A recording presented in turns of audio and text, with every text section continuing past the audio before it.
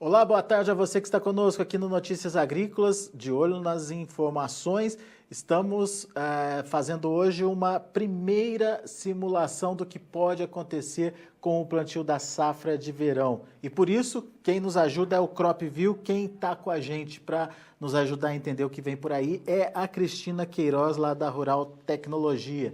Seja bem-vinda, Cristina. Obrigado mais uma vez pela sua participação conosco aqui no Notícias Agrícolas. Dá para dizer, boas notícias, Cristina? Seja bem-vinda. Obrigada, Alex. Boa tarde para todo mundo. Nós temos aí essa massa de ar seco, né, que está bloqueando as chuvas, né, a gente vê as chuvas passando ao redor e o centro do país, né, centro-sul do país, sofrendo muito.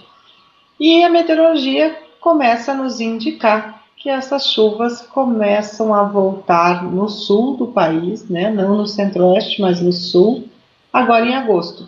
Então, o que nós temos aí para o sul, principalmente do Paraná, né, que tem sofrido muito com essa estiagem, é uma sinalização de que abrindo o vazio sanitário vai ser possível o plantio. Muito bem.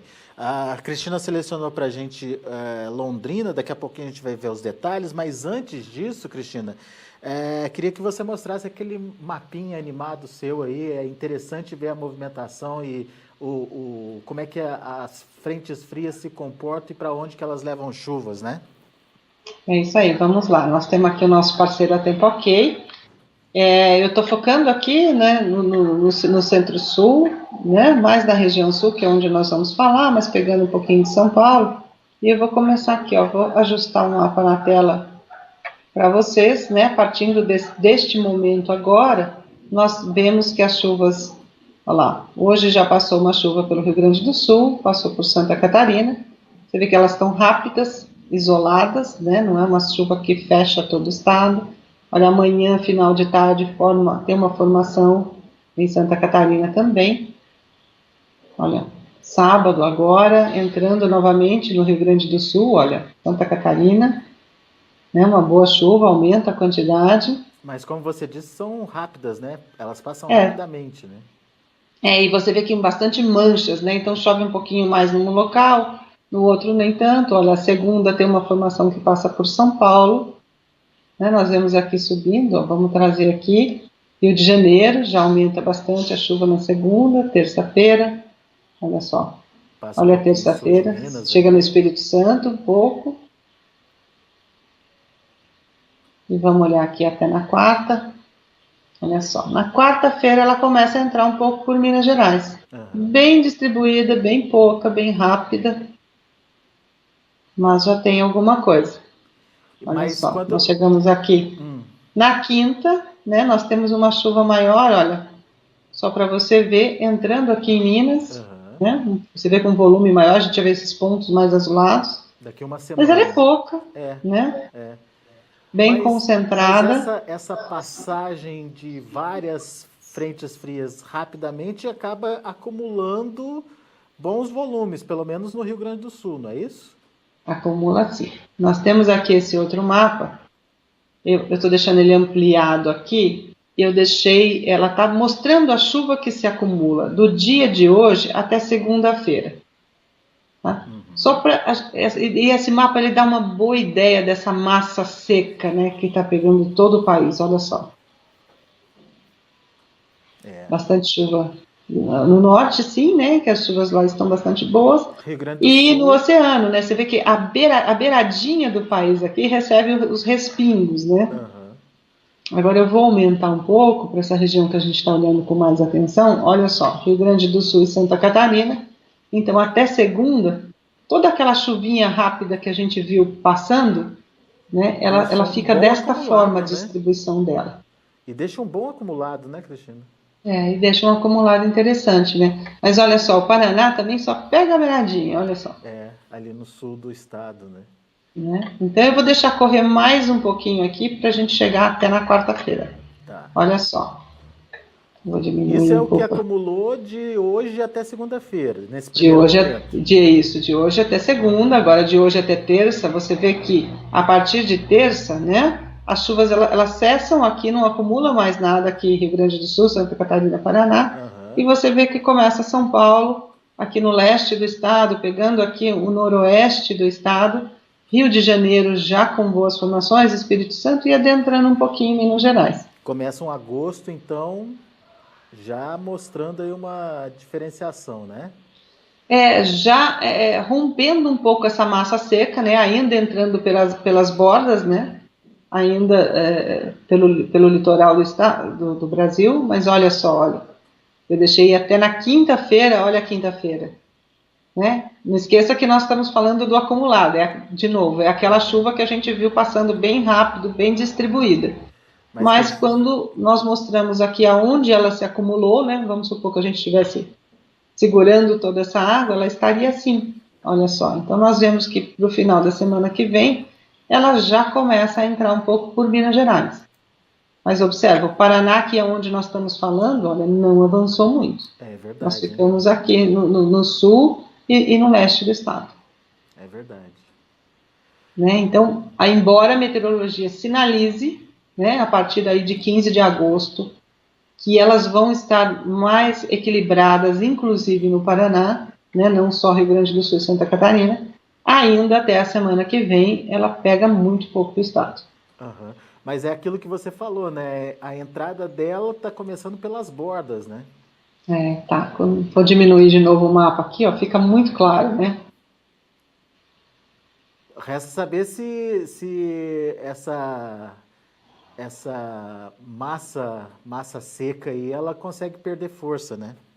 Exatamente, né? Que essa é uma coisa que é difícil, inclusive dos meteorologistas saberem exatamente, né? Se a massa fria, se ela vem e se ela consegue levar isso, ou se você tem forças antagônicas de ambos os lados, né? E isso fica como se fosse no fundo de uma cumbuca, né? A cumbuca vira um pouquinho para lá, vira um pouquinho para cá, e aquele seco fica ali no miolo, e a frente fria não consegue entrar e não consegue trazer as chuvas. Tem que esperar para ver as cenas dos próximos capítulos.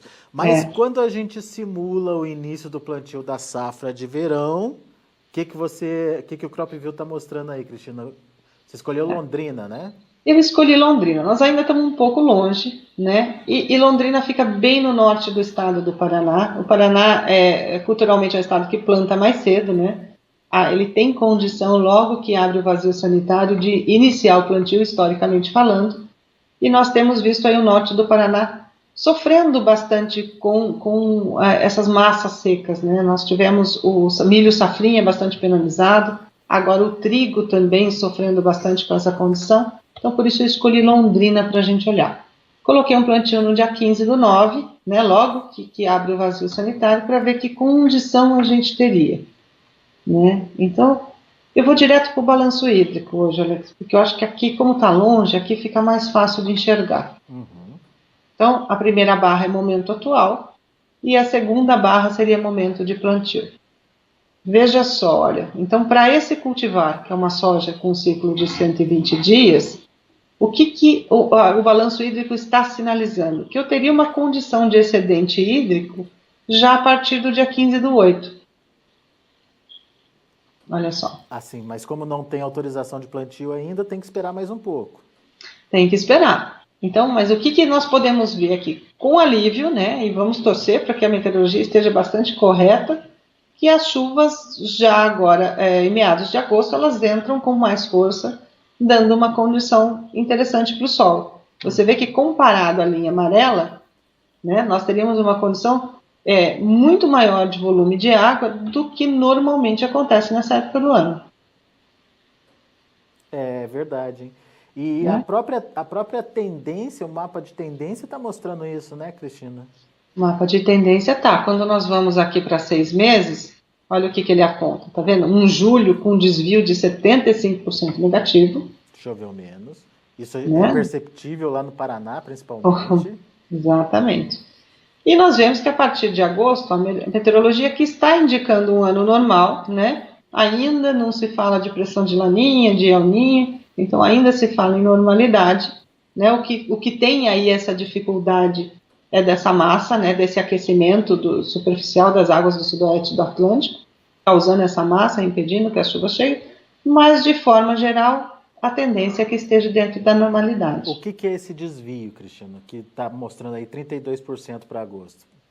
Ele diz o seguinte, os 83 milímetros aqui que estão previstos para Londrina no mês de agosto, eles são 32% acima do que acontece na média dos últimos 10 anos.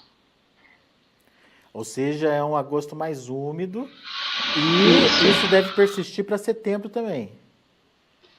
Persiste para setembro também. Setembro já tem aqui também sinalizando 29%. E com volume até maior do que agosto, né?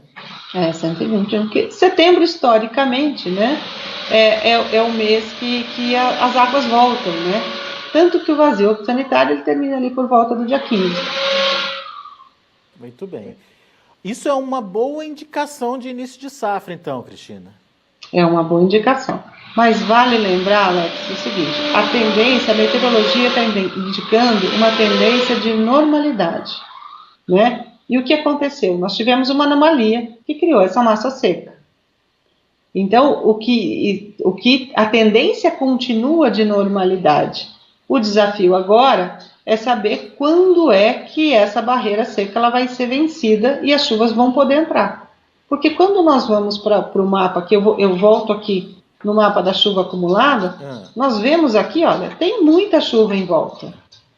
Né? Ela só não consegue entrar no continente, né? Ela só não consegue entrar. Então, o ano ele está normal, as chuvas estão acontecendo, mas tem uma massa que se fixou. E é o fim dessa massa que interessa para a gente agora. Exatamente. E o que é difícil da meteorologia conseguir calcular, né, por conta de todas as forças que atuam, correntes, né, são vários cálculos, é quando é que vai começar a romper. Então, a tendência é que tenha chuva, ela já está aqui, a gente pode ver. Nós já vemos aqui na animação que parece que ela consegue ter avanços aqui no sul, né? Mas assim, exatamente o dia, como é que vai vencer, em que proporção, em que quantidade, ainda está muito difícil, né? De saber. Mas temos que ir acompanhando de perto. Com certeza. Ô, Cristina, a condição, então, para o Centro-Oeste ainda é uma incógnita. Ainda sim. O agosto, né, o que a meteorologia está indicando, é que no sul do país consegue-se romper essa barreira, mas que no centro ainda não vai acontecer em agosto. Muito bem. Mas se essa previsão se confirmar, a gente tem uma tendência favorável para o início do plantio, então, da safra de verão. Exatamente. Isso se confirmando, abrir o vazio sanitário, o Paraná vai conseguir plantar. A gente está falando de Paraná, e você pode daquela ver região norte do estado ali, Londrina, né? Que nesse momento é onde está mais sofrido, né? Semana passada nós falamos do trigo ali, e a gente falou que aquela região, quando você pega de Campo Mourão para cima, sentido inclusive leste, né? No oeste, tá bem judiada, né? Com a seca. E o engraçado é quando a gente olha aqui no balanço hídrico, né? Interessante é que você vê que de outubro para frente, olha só, ali a chuva acompanha a linha amarela. Está bem dentro da média, né? Que exatamente é esse ano com essa tendência de normalidade, sem pressão de fatores de El Niño na linha. Muito bem. Tá certo, Cristina. A gente então dá o start aí, a gente começa então a analisar as tendências para a próxima safra. Hoje foi Londrina, nas próximas semanas a gente vai trazendo outras regiões. Combinado, Cristina? É isso aí. E quando for mais evoluindo, o Centro-Oeste ele planta um pouquinho mais tarde, né? Então vamos aguardar um pouquinho mais, mas a gente chega lá e vamos ver como é que esse ano vai se comportar e quando essas chuvas estão prometidas, né? Tomara que seja uma boa safra. E dá para fazer várias simulações no CropView. Quem tiver interessado faz o quê, Cristina? É só entrar no site www.cropview.com.br, tem uma teclinha lá, experimente, faz o seu cadastro, diz aonde está a sua lavoura e o CropView vai te mostrar isso. Você simula uma data de plantio e ele vai te trazendo as previsões, né? É bem simples. Muito bem. E o assinante ele tem algumas regalias, né, Cristina? Ele consegue comparar diferentes diferentes períodos do ano com o passado, não é isso? Consegue trazer mais informações, fazer mais cruzamento de dados, enfim. Tem várias ferramentas aí para o produtor simular antes de colocar efetivamente aí a sua semente no solo, né? Tem sim. A versão de assinante, ela mostra vamos dizer, o acumulado, os dados climáticos desde o ano 2000. Então, você pode colocar ali todas as variedades, todos os ciclos e comparar uma com outra, como ela se comportou em várias datas, né? Você pode pegar aí várias datas de plantio e comparar e ver como é que as culturas se comportaram. Você consegue ver essa tendência de 6 meses, né? A previsão do clima para 10 dias. Você tem alerta de favorecimento climático para doenças fúngicas na soja. Você tem os alertas de temperaturas menores que 2 graus que podem provocar geada. Então, ele tem várias condições aí. Aí nós temos para o milho, para a soja, para o trigo. Isso aí. www.cropview.com.br. Acessa lá, dá uma olhada no site. É bastante interessante essa ferramenta. Cristina Queiroz, obrigado mais uma vez pela sua participação. Semana que vem a gente volta atualizando os dados. Combinado. Bom final de semana para você. Um abraço para todos. Obrigado. Para você também, Cristina.